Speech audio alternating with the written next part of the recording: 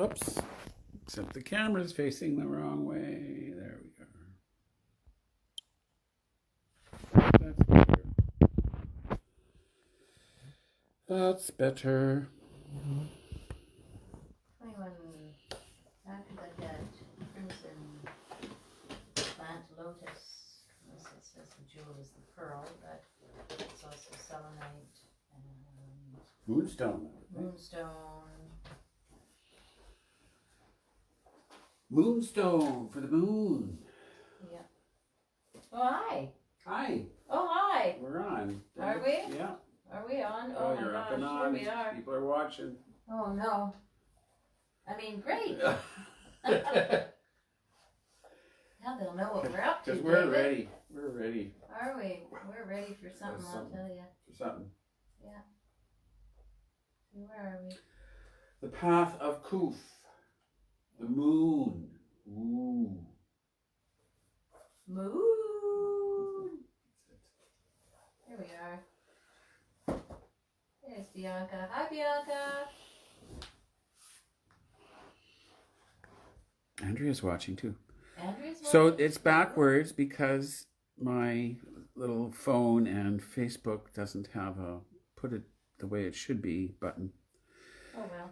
And I don't have mirror here. I'd be all weird about it. But anyway, so this is actually the masculine pillar with Venus at the bottom of it, number 7, which normally if you were to look at it would be reversed from this, obviously. Because when we back into this, it's the kind of associated with the left. Am I getting this right now? Yes, I am. Looking at it that way, it's the right hand, but when you back into the tree of life, it's the left hand for Netzach. So what we're looking at is this path, the red one, going from Malkuth, the earth, to Venus. There we are. Mm-hmm. And you can almost focus on that. 29, it says somewhere in there, 29. There we are. So that's the path. But what's important here, let me just kind of go over that quickly, is from our 3D experience in Earth physical matter, just at the bottom sphere here, the bottom level is 3D physical matter stuck in time. And from that emerge 3 paths coming up into raising the consciousness beyond the 3D. And so they are the moon, which is first to be done, counting up. So the moon is the 29th path. This one up here is the sun is actually 30, 31, 32. So the moon and judgment and the world or the universe are the 3 paths that take us into what might be termed beyond the veil, beyond into the astral realm and beyond. So that's the starting points, the 3 choices. So we're going to talk about that and what that means. Okay. So I don't know where Dallas went, but I'll just keep talking because you're watching. Give you something to hear, listen to. Path. I always found it very interesting that the meaning of Kuf is the Hebrew letter Kuf. It's associated with this path, and the meaning of it means the back of the head, and the picture sort of looks like the back of the letter looks like The head. the back of the head, or the letter P actually. Yeah. But it's Kuf, and again, if I had What? I would try to draw that out so it's, but I'm just not going to be able to do that in a timely fashion. So I'm just going to show you the image here, and you have to reverse it in your mind. So that's the Hebrew letter Kuf, and it looks like when I'm looking at it properly, it looks like a letter P. because this has turned it about. That's it. Kuf. And the idea here is that that's like, visualize that's the neck or the spine coming up, and then that's like the back of the head. And it says here, the Hebrew letter means back of the head. This is the part of the brain that controls the face, the eyes, nose, lips, teeth, etc. A little higher in the head comes the use of the hands. These are our most basic contacts with the world. So, Again, read that again. The parts. The parts, the eyes, the nose, the lips, the teeth. The eyes, the nose, the lips, the teeth, that might be more properly talked about as the senses. Well, sight and yes, she goes on to taste that. Yes. and smell. Your instinctive functions. Mm-hmm. Right? Yeah. Blinking, swallowing, sniffing. Mm-hmm. Kuf, so the back of the head, we know that as the animal brain, the more primitive brain, or the reptile brain. And here we're having that linked to the basic senses. Mm-hmm. And instincts. And instincts. Which is, yeah. I've like to refer to it sort of as not only the back of the head, but what might be termed glandular thinking, like when we think with our glands, our emotional glandular responses. So you got your thing ready for the sound? Oh, sure. Yeah. So I'm going to do that now. Oh, okay. Path of Kuf. From my text, it says the 29, the Path of Kuf, the moon, the 18th key is the moon card in the tarot. Color crimson, or approaching ultraviolet, which is kind of odd. Crimson's on the red side and ultraviolet's on the other side of the spectrum. Well, crimson is defined as red going towards purple. Red so into crimson purple. is a blood color. Okay. Sort of like deep, rich. Thank you. Related sound, be natural. Be natural.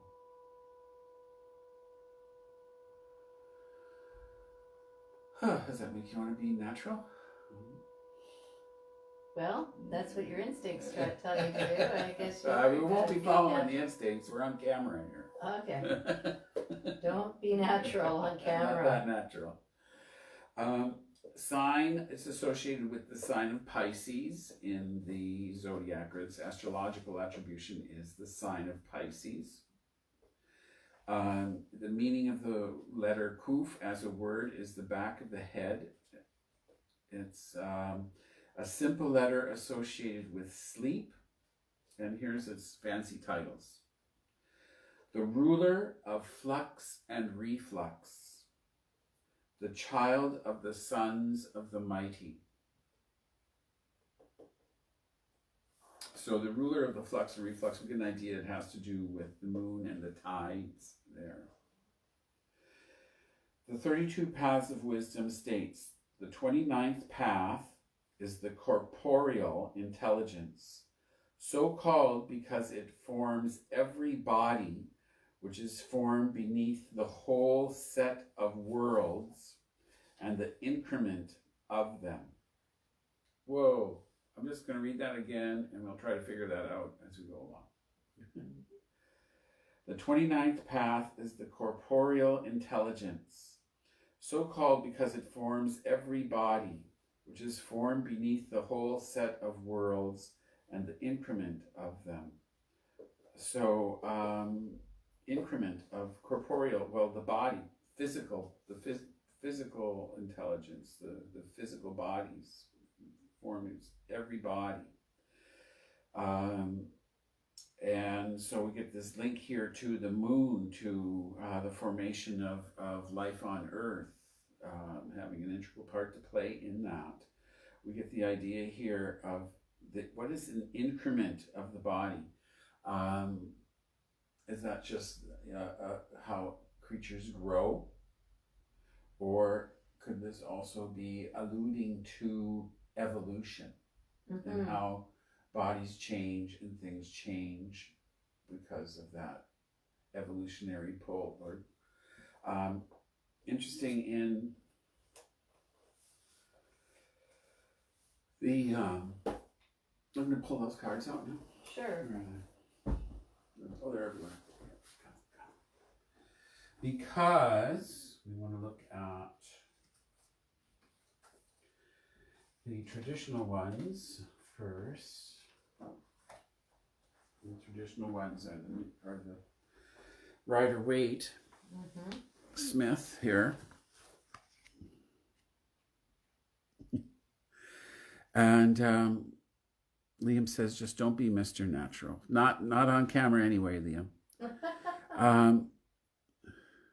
The moon, and of course, the classic image here, and what is often depicted in Rider-Waite takeoffs, or goes back even, like, do we have, let me see. Here's an older example. There is a doggy, just one doggy. Yeah. On the Swiss deck. Can I just talk while you're showing some of these? No, so you're showing the symbols on the card. The wolf is a symbol of nature, of its savagery and nobility. So then there's a dog, which is a civilized canine. And so the wolf is very instinctive. The civilized canine is more humanized, the more humanized attitude. So you've got the two opposites there. And then aside from the predators are the scavengers, which are depicted by a lobster or crayfish crawling out of the sea. And according to many, life began in the sea. So you are talking evolution with that, right? And then in some of the other decks, it talks about a scarab beetle, or it shows a scarab beetle, which I think is on the Thoth deck. Probably the Thoth deck does, and that being a symbol of eternal life. So there's that evolution and eternal life, like rising up, rising above the savagery and the human, the instinctive and the. Well, and here, of course, it's the reminder in even the Rider-Waite card is that even though there's a wild dog and a domestic dog, that they are both howling at the moon. It doesn't matter, domesticated, and the kind of the idea here is even for humans that we may be quote unquote domesticated or so-called civilized, but the instincts still hold sway, and we are still compelled by our instincts, and at least on this level of consciousness. Yeah. Certainly on other levels of consciousness, we are able to potentially control our instincts or not have our instincts dominate our desire nature or our thinking. But on this level, just where we're connecting just to 3D world, yes, people can find that their glandular thinking, their reptile brain, their instincts are can bring chaos into life as well, and can cause problems, and is not necessarily what we want to be getting our marching orders from.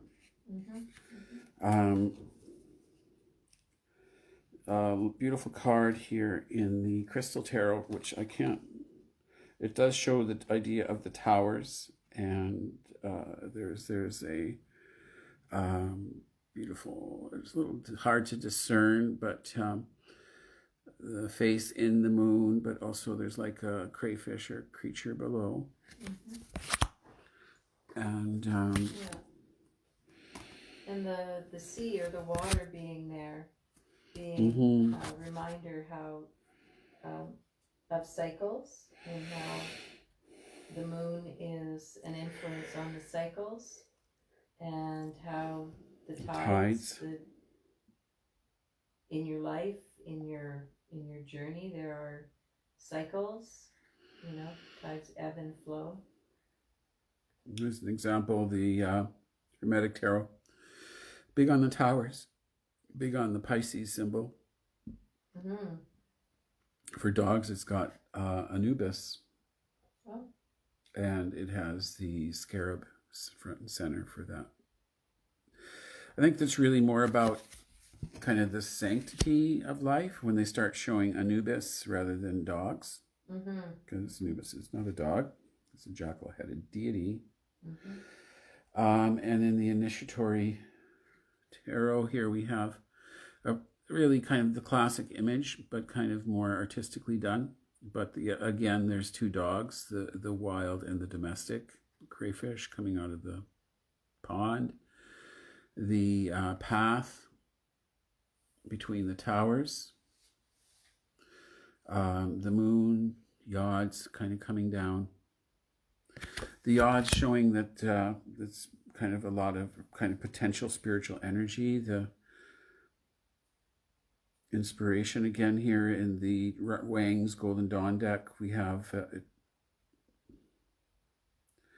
the towers are blue and red.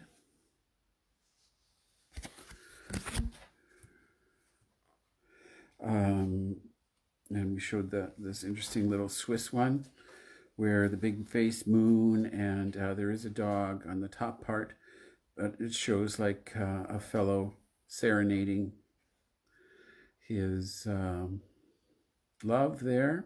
So we have kind of really sort of images of really much more basic kind of life forms below, like the crayfish and what may be tadpoles. And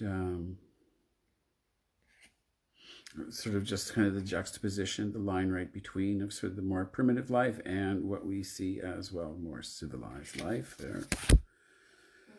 He's serenading her. He's not clubbing her and dragging her off. We did look briefly at the Thoth deck, the Crowley deck there, and it also has that division. But here again, Anubis as the dogs, the jackal-headed deity. We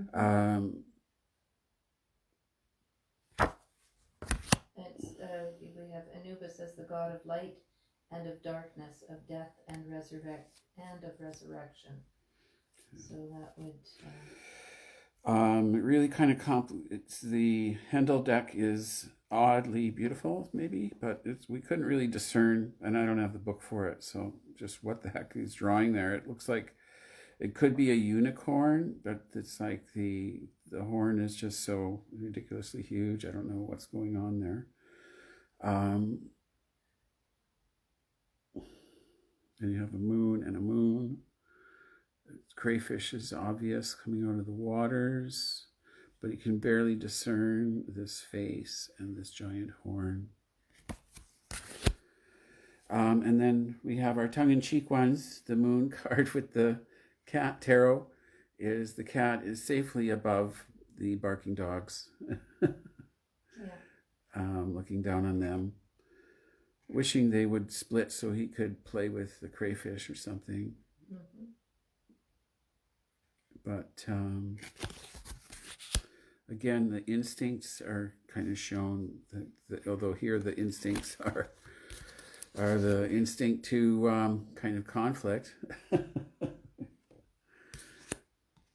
And then rising above conflict.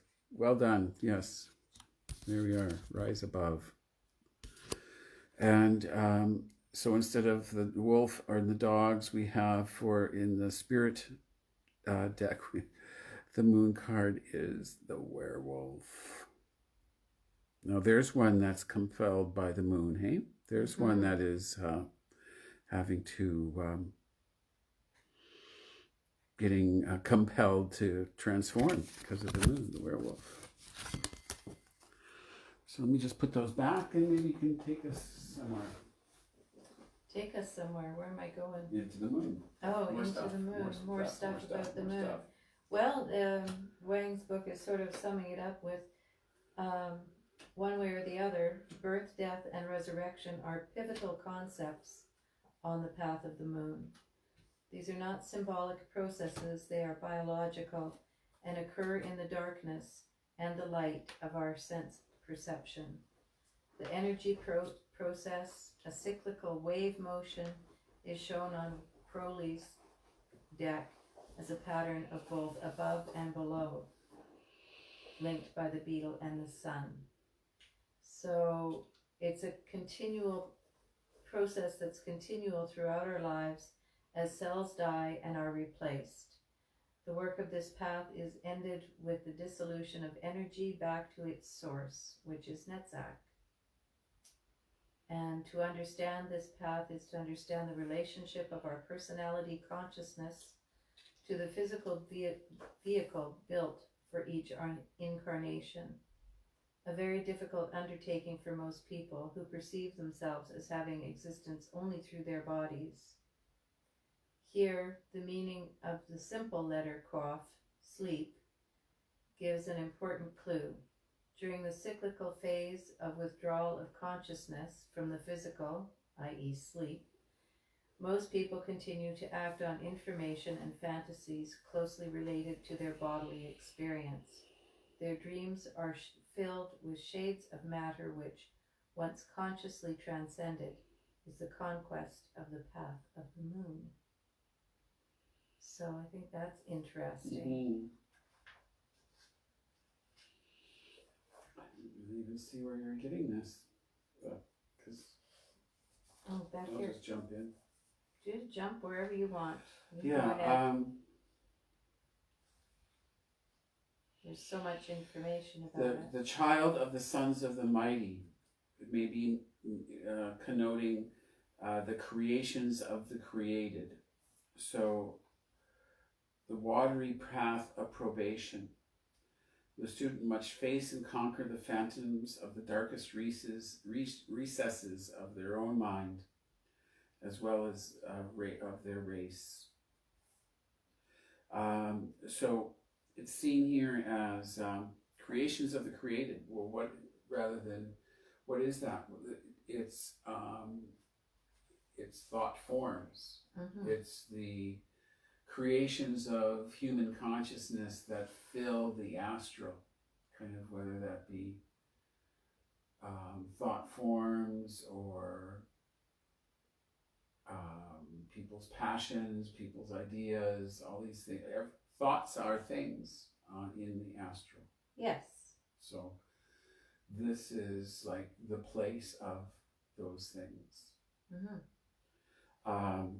Which is why, and it might be kind of in modern terms, both this path and the world path as it leads into Yesod could be construed as what's in kind of Jungian and more kind of modern terms is called shadow work. Mm-hmm. Working with your own hidden repressions, the things that hold you back, dealing with past experiences, dealing with race, memory, family, genetics, family kind of legacies that may not be positive, things like things we experienced as youth or as children or as toddlers that where we learned, if I want to get my way, I can't speak up for myself, or I need to speak up for myself, or kind of where we have to kind of confront our own kind of blocks to happiness and to growth. Mm-hmm. So it can be seen as this as a psychologically difficult or confrontational, because we're confronting our own illusions. And one thing I noticed in doing pathworking like this with a lot of new people, like I'm thinking back to when we were doing kind of this sort of level of stuff back in Machosen or even downtown when I was doing them downtown. And there was, a few participants on kind of going through the moon or going through the world or sort of Yesod and some of these more nearer physical reality paths is that it brings up memories. There were tears. People have kind of getting memories, repressed memories back and stuff like this. It can be this sort of level is about kind of clearing that sort of stuff or getting through that stuff. But nobody's going to go raise their consciousness much higher or be able, that these things have to be gone through. You have to kind of air out those inner closets in order to kind of progress. You can't be dragging it all with you up to the higher planes. Well, that's why I think it's really a path of light and dark, isn't it? I mean, the moon, the full moon, can be very bright and light, but if you're, you look away from it, there's darkness. It's darkness all around. Well, and it's also the dark of the moon because it is the moon. It's not necessarily the full moon or the half moon. It's the moon through all its flux and reflux, through all its cycles, flotsam and jetsam, and the tide, and it brings stuff up. Yep. And so it's the moon in all its cycles, from the dark of the moon to the full of the moon. Yeah.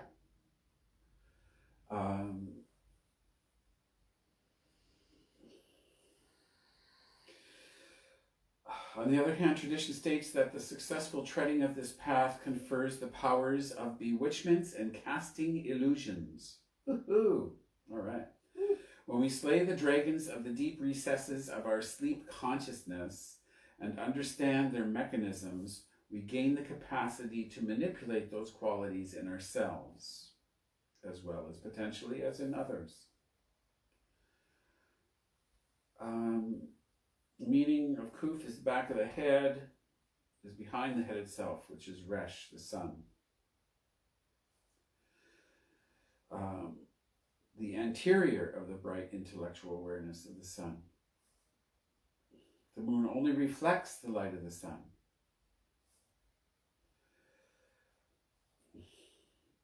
It should be noted. No. The crayfish here is a symbol of the sign of Cancer. When the sun is in Pisces, the moon will be increasing in Cancer.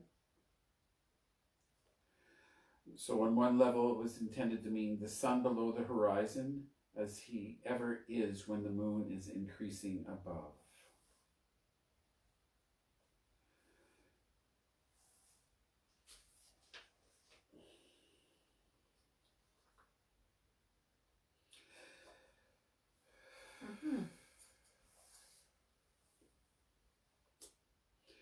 Well, it's sort of spooky, so I'll just read it.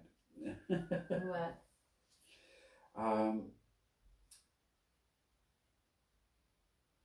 Crowley developed the idea of replacing the crayfish imagery with the scarab, which is the dung beetle, making the dung beetle central to this card and emphasizing the darker aspects of the path. He called this the waning moon of witchcraft and abominable deeds, the poison darkness, which is the condition of the rebirth of the light. The rebirth of the light out of darkness is his primary concern,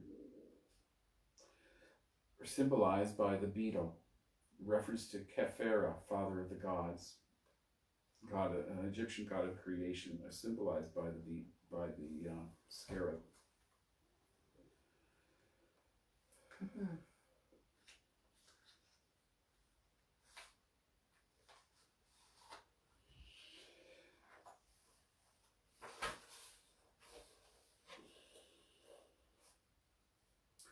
So I think the idea here, I don't know if I want to kind of fuss around with more quotes much.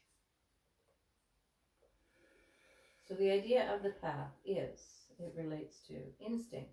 It relates to cycles of life. Yeah. Cycles. It relates to the physical evolution of yourself personally or of humankind. Yes.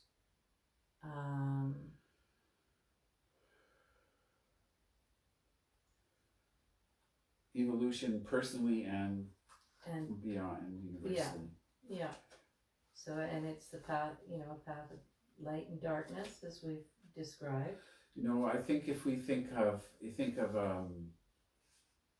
hard for me to relate to, but like kind of a normal life. Like if a person that is in kind of confines their awareness or their version of reality to 3D stuck in time, which is basically like 19th century science. People say common sense or, get real. And they're not talking about modern science, which talks about subatomic particles and everything just being a vibration and reality being tiny, tiny particles that is mostly just space and vibration and energy. We know that through modern science, but still people don't want to recognize that as their world, right? People are much more comfortable with things are things and things are what's real and that's it.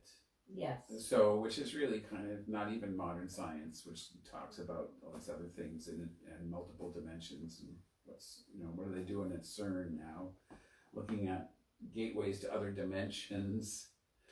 But if one's perspective is that kind of old-fashioned, it's just things and that's what's real, stuck in time, and that's what's real, then this can be seen as something that really does pull people into what pulls that sort of person into a broader life, into a more intense life, on some sort of a path that they hadn't planned out.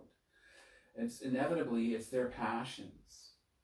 Mm-hmm. It's their emotions. It's when, my whole plan to like kind of do this, do that, and get this good grades in school, and then and have a career and 2.5 children in suburbia or whatever, however you do that.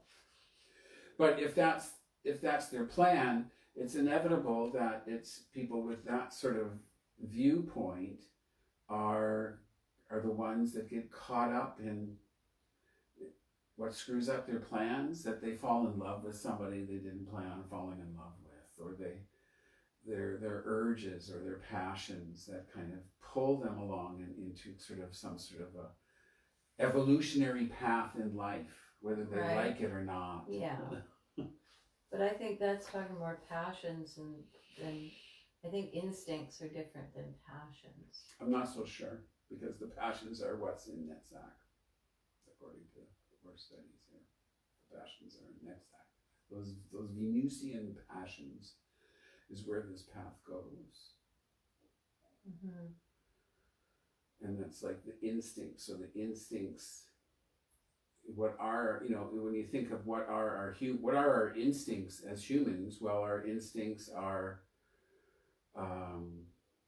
basically basic comforts: to be not cold, to be not hungry, mm-hmm. and sex. So basically food, shelter, and sex, maybe in that order. That's our instincts.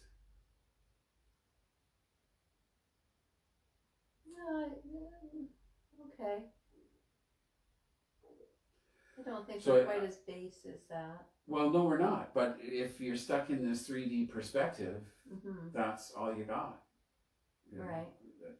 That's what this path's about, I think.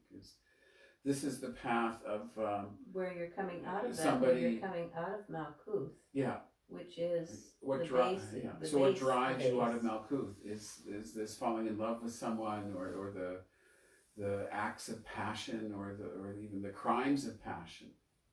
I think that's what's here. It's like when instincts kind of are in a person that is not used to controlling them, or not used to them, or denying them. Mm-hmm. and that's when there's problems. Mm-hmm. But yeah, I don't know. Go ahead. No, That's I fine. think you said it. Denying your instincts is what Causes problems. causes problems. But I don't know that instincts are necessarily passions, because your instinct to need to take care of your basic needs are not your passions. No. Unless you don't have any of your basic needs covered, then it becomes your passions. I suppose, yeah. I just found this bit to Anubis is a very complex god of lunar opposites, as suggested by Crowley's dual Anubis figures. Anubis is a god of light and darkness, of death and resurrection, whose cult was a fascination to those in ancient societies in the shadow of Egypt. Describing the subtleties of this deity's cult to the Romans, Plutarch wrote, "By Anubis they understand the horizontal circle, which divides the invisible part of the world, which they called Nephthys, from the visible, to which they give the name Isis. And as this circle equally touches upon the confines of both light and darkness, it may be looked upon as common to them both. And from this circumstance arose the resemblance which they imagined between Anubis and the dog, it being observed of this animal that he is equally watchful by day as night. In short, the Egyptian Anubis seems to be much of the same power and nature of the Greek Hecate, a deity common to both the celestial and the infernal regions."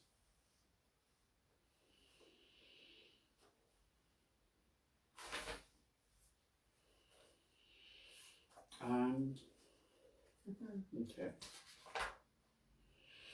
So, yes, well, let's leave some mystery there, because that's a lot of it's about pretty mysterious stuff. Yeah. So just to go over the little things to keep in mind while you're meditating, or things that can help you while you're in meditation if you're having difficulty. Just basically the moon, the sound of be natural, the meaning of quaff at the back of the head, and that's and to think of instincts and passions. The simple letter is sleep, but please don't fall asleep during the meditation. We'd like to see you come back afterwards. Yeah, make that the ruler of flux and reflux, and the child of the sons of the mighty. As Crowley described, the threshold of life or spiritual rebirth. So, yeah.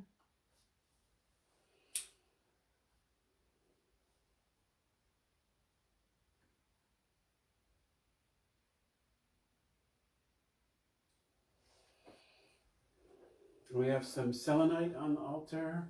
Yep. Moonstone, pyrite, and I guess labradorite. And we're ready to begin? I guess so. Let's begin. Which directions do you want me to do? Just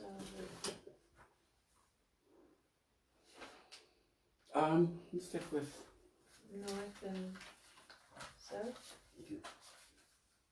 North and west, is that right? Oh, okay. I don't know, I was doing north and south. I know you were. But if you want me to do north So and switch west. them up. Oh boy, switching things up tonight, folks. Look out.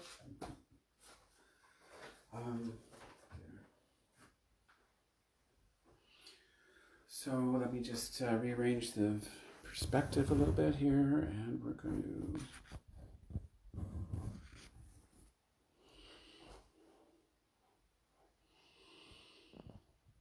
start the temple and the meditation. Okay.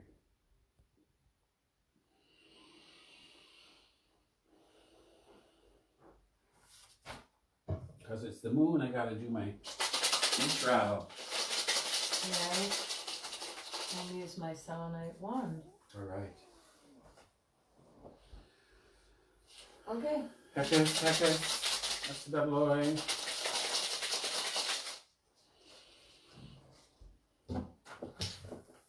Can I use it? Yes.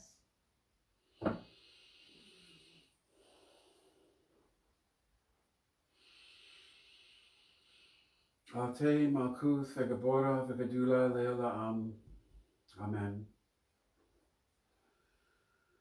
Okay, so we'll begin with the rose cross circle.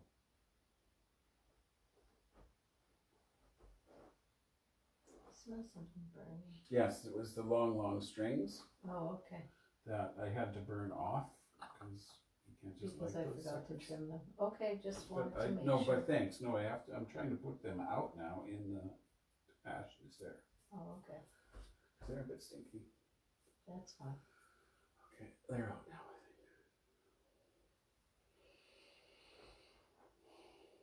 I think. Ate, Malkuth, Vegabora, Vegadula, Leolam. Yeshua.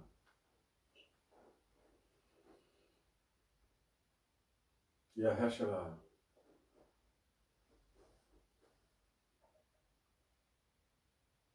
Yeshua. Yeshua.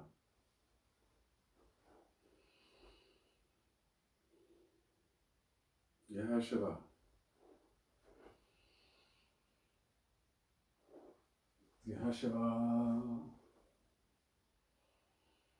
Yeshua. Yeshua.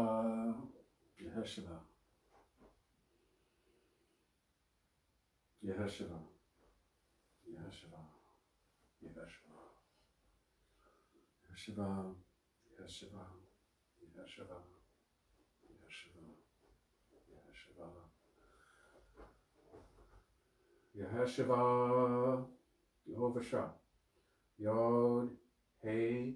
Shin. Vav. Hey.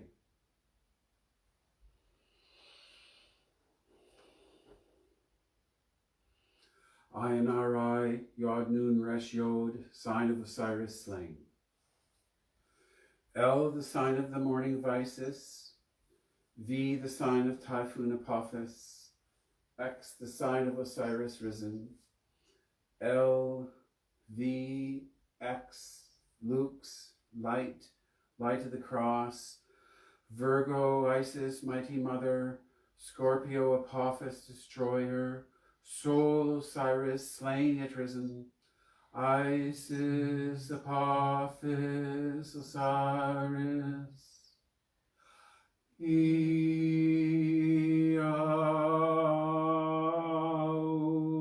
Iau.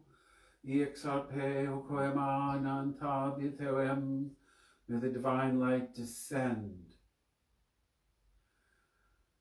Elohim, Yariva, Helevadat, Shabel, Cheyadoin Haratz. May the divine light descend. Okay.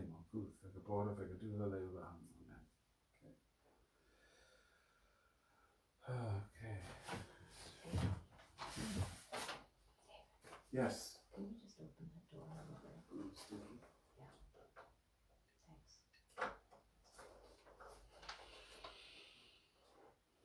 Oh, still something.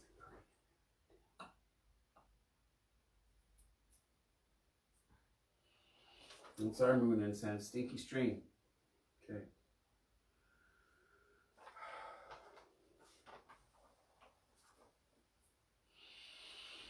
Ye exarpe, hey ye.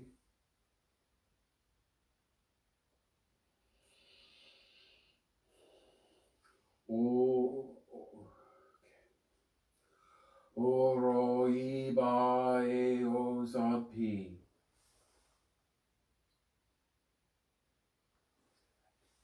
Okay.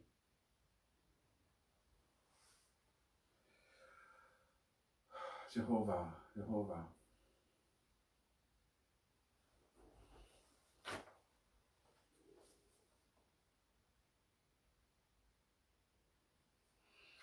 Oro ibai osa pietidra.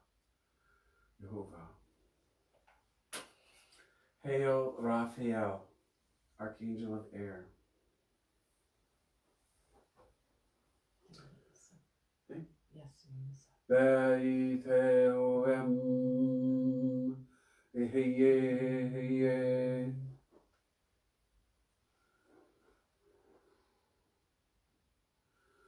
Oipteia pedoke. Elohim. Elohim. Hail Michael, Archangel of Fire in the south.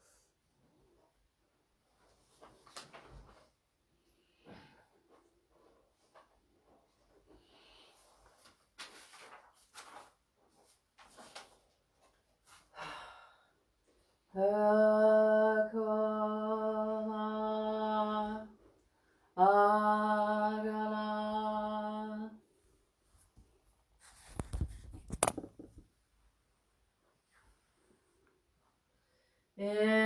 Impear Selgeol Al Hail Gabriel, Archangel of the West and Water.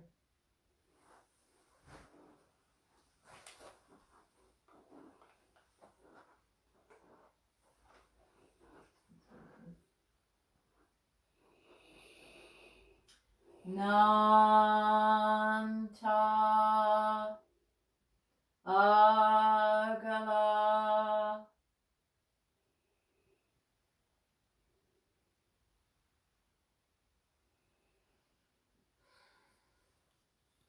Imordial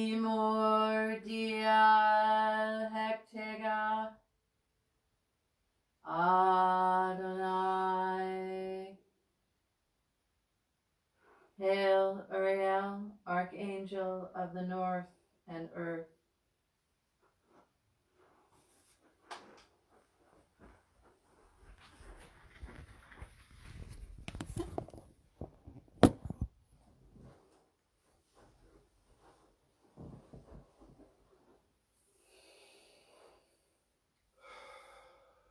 Before me, Raphael, behind me, Gabriel, to the right hand, Michael, and to the left hand, Uriel. About us flames the pentagram, and in the column shines the six-rayed star, Ate, Malkuth, Vegabora, Vegadula, Leolam, Amen. As above, so below. This evening, we are traversing the 29th path of Kuf, the moon, the 18th tarot key, color crimson to ultraviolet, sound B natural, sign Pisces, means the back of the head, a letter for sleep, the ruler of the flux and reflux, the child of the sons of the mighty. The 29th path is the corporeal intelligence, so called because it forms every body which is formed beneath the whole set of worlds and the increment of them. Ruler of the flux and reflux, child of the sons of the mighty, the moon, and since, even though it's ruled by Pisces, because it is the moon, I'm going to do an hexagram of the moon. Arita Shaddai El Kai Gabriel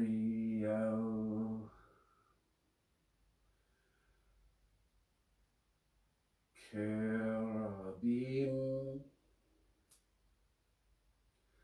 Aleph Nirvana, the moon, Aleph.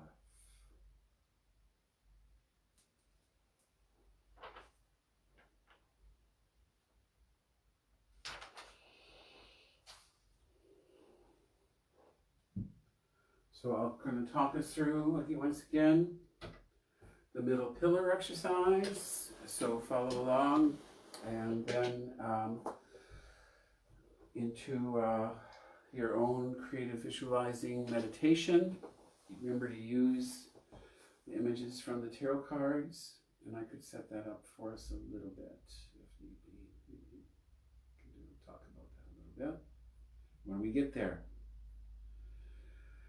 In the meantime, relax, sit up straight and tall. Better to, once you get going, to not cross the arms or legs unless you're doing a lotus position. You want to relax the body.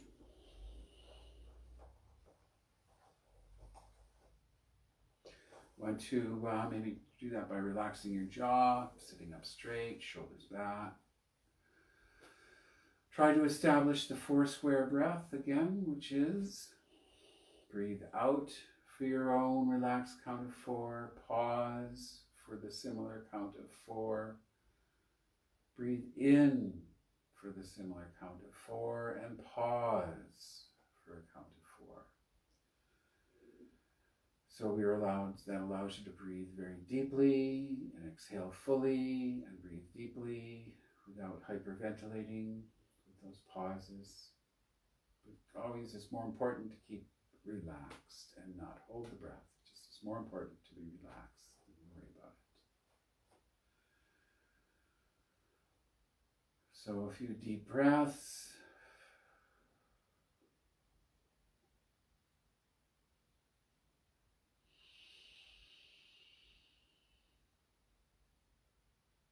Imagining an orb of white light atop the head.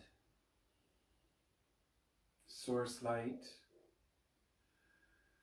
pure light, light before polarity,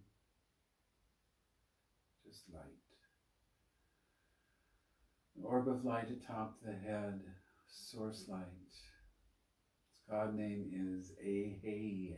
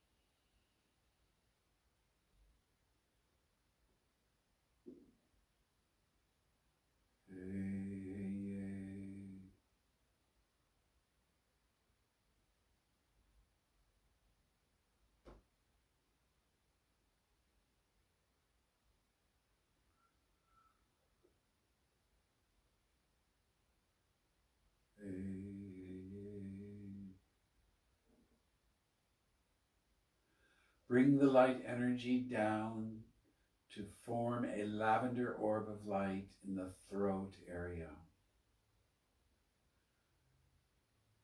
The light in extension to us, individuals, just our own upreaching of understanding. Lavender orb of light in the throat area.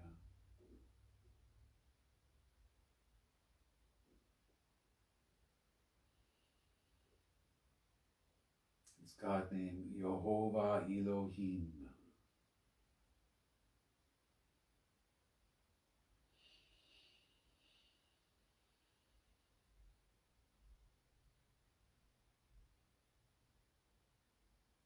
Yehovah Elohim.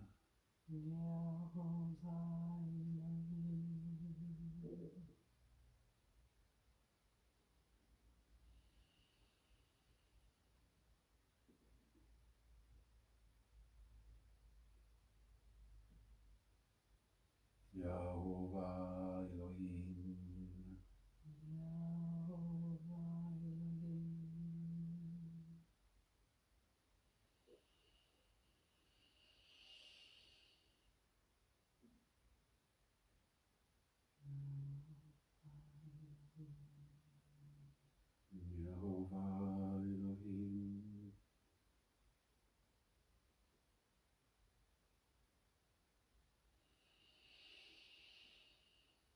Imagine the light energy coming down into your body to form a yellow orb of light behind the solar plexus, in the bottom of the chest cavity, near the middle of everything inside of you. This is the light of compassion, unconditional love, Christ consciousness in each of us, the sphere of beauty, the sphere of contact with the higher self. Yehovah Elo Vada'at.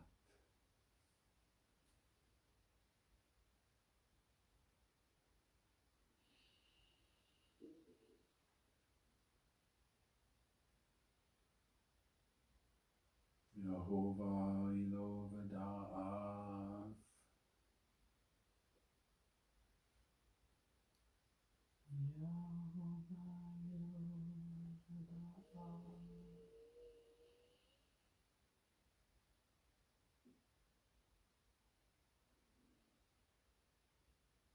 Yehovah Elo Vada'at.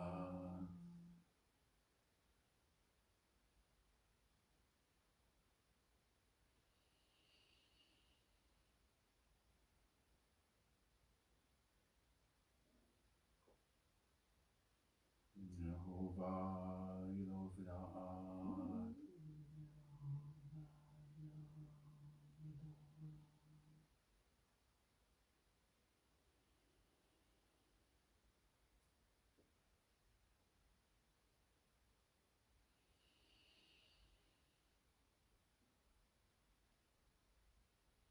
Imagine the light energy descending into the body further to form a purple orb of light in the sacral area.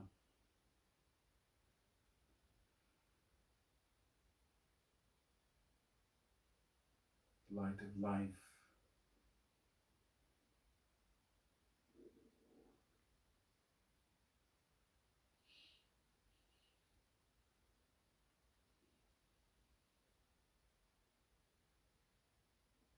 Its God name is Shaddai El Chai.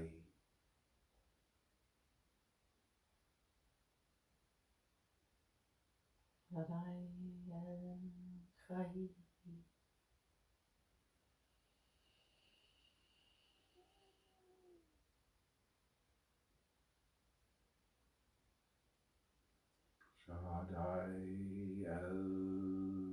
Chai.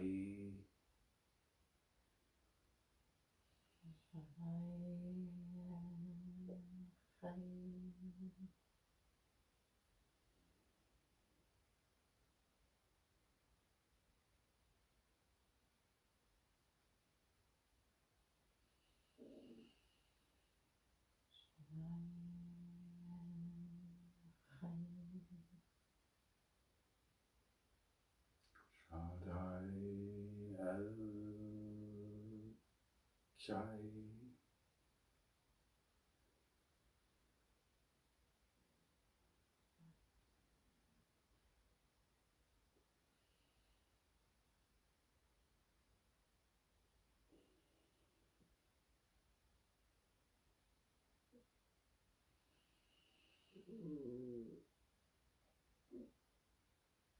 Imagine the light energy descending to form an orb of light at the feet. It's the light of form that grounds us. Adonai Haaretz. Adonai Haaretz.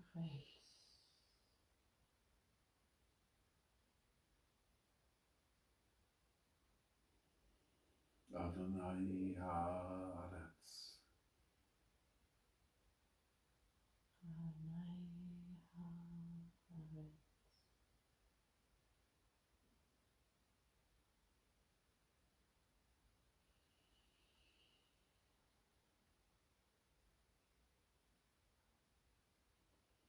Adonai Haaretz.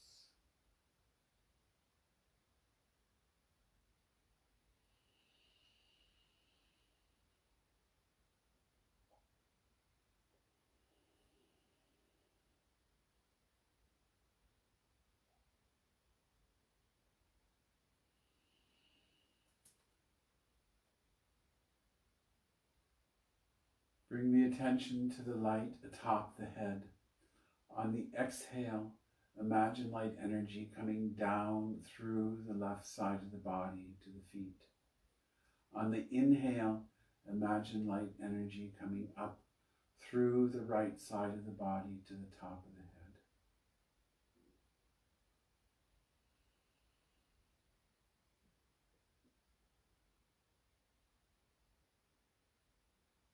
Exhale light energy down the left, and inhale light energy up the right.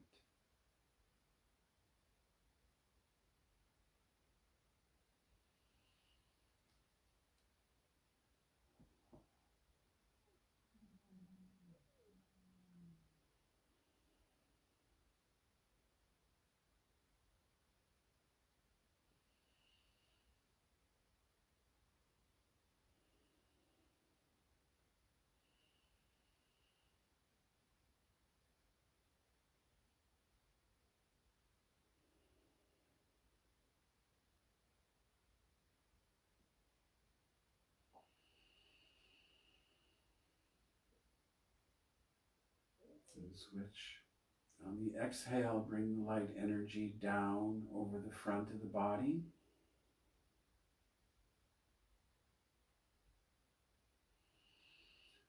And on the inhale, bring the light energy up along the legs, from the feet, along the back of the body to the top of the head.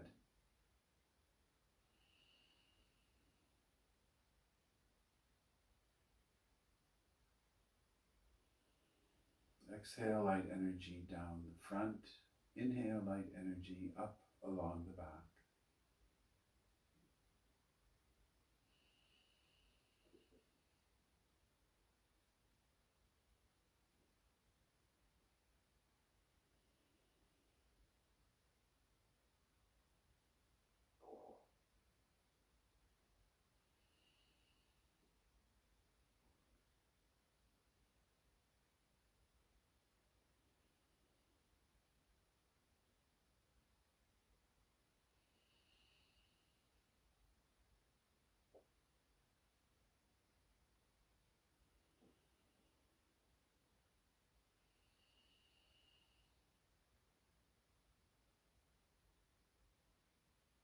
Exhale light energy over the front.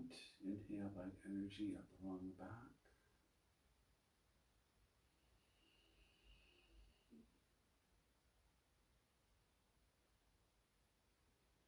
And on an inhale, collect light energy at the feet orb. And on the exhale, release the light energy up through the body, up through the column, up through the light spheres, up through the top of the head. That light will again fountain down around and through the body. Collect the light energy on the inhale and launch the light energy up on the exhale.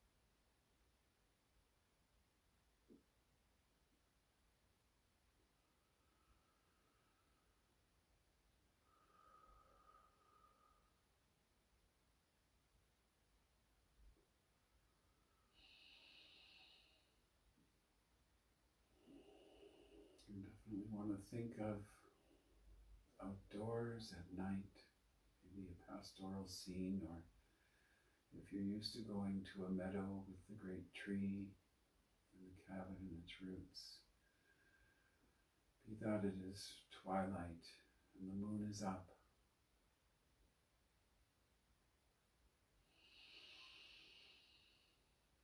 And listen for the brook, the trickle of water.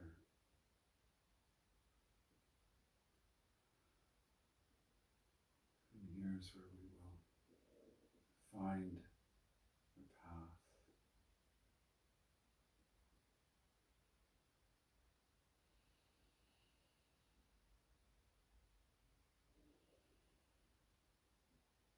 In the moonlight.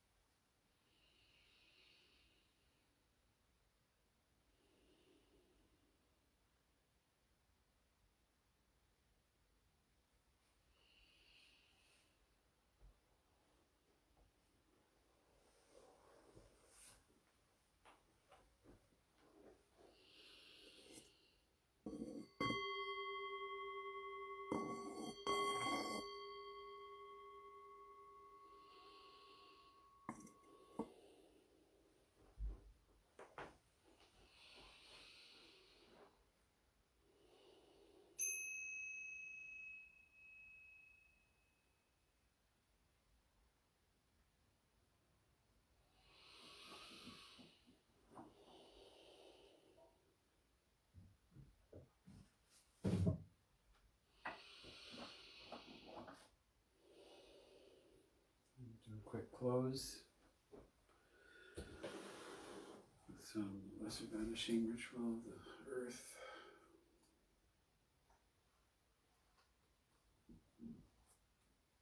Uriel, earth. Gabriel, water.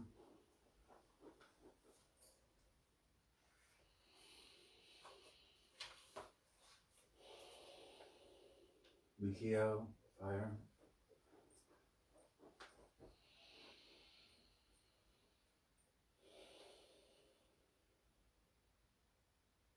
Raphael, air.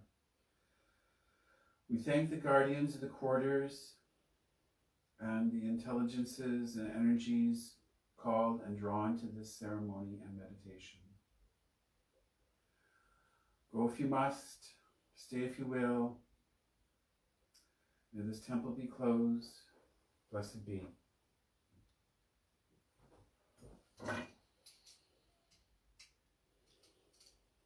With that, we will be back shortly with the discussion of our meditations.